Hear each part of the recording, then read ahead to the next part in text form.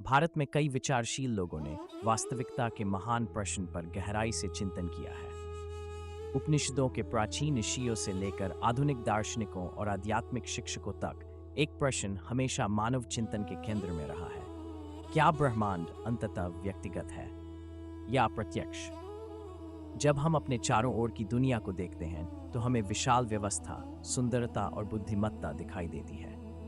तारों की गति, ऋतुओं की लय, जीवन का नाजुक संतुलन, सब कुछ बारीकी से बुना हुआ प्रतीत होता है। लेकिन इस अस्तित्व की महान गाथा के पीछे एक गहरा प्रश्न छिपा है। क्या ब्रह्मांड के पीछे कोई हृदय है? कुछ परंपराएं ये सुझाव देती हैं कि परम वास्तविकता निराकार है, एक अनंत ब्रह्मांडीय सिद्धांत, एक विशाल चेतना जो व्यक्तित्व, इरादा या संबंध से परे है। इस दृष्टिकोण में ब्रह्मांड अर्थपूर्ण हो सकता है, लेकिन यह संबंधपरक नहीं है। यह बस अस्तित्व में है। यह अपनी प्रकृति के अनुसार प्रकट होता है। लेकिन ईसाई दृष्टिकोण कुछ गहराई से अलग पेश करता है। यह दावा करता है कि समस्त वास्तविकता के केंद्र में कोई अमूर्त शक्ति नहीं है, न ही केवल एक निर्जीव चेतना, बल्कि स्वयं प्रेम है। प्रेरित यूहन्ना इस विचार को एक आश्चर्यजनक रूप से सरल वाक्य में व्यक्त करते हैं: परमेश्वर प्रेम है। इसका अर्थ यह नहीं है कि परमेश्वर केवल प्रेम दिखाते हैं। इसका अर्थ यह नहीं है कि परमेश्वर कभी कभी प्रेमपूर्ण कार्य करते हैं, बल्कि ये कि परमेश्वर अपने अस्तित्व में प्रेम है।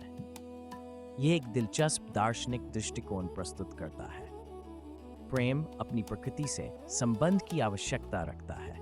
प्रेम अकेले में अस्तित्व में नहीं रह सकता। प्रेम को वास्तविक होने के लिए किसी को प्रेम करने वाला और किसी को प्रेम पाने वाला होना चाहिए।